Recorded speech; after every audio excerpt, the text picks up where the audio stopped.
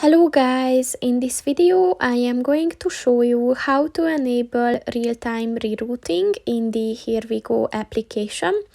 But first I just want to mention, don't forget to subscribe to my channel, because at 10,000 subscribers I am going to show you my whole YouTube revenue statistics and growth strategy, as well as how to make money online.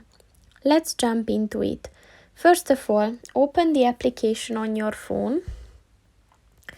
And then just drag this section at the bottom of the page up to enable more functions. And then just click on the settings button at the account and settings section.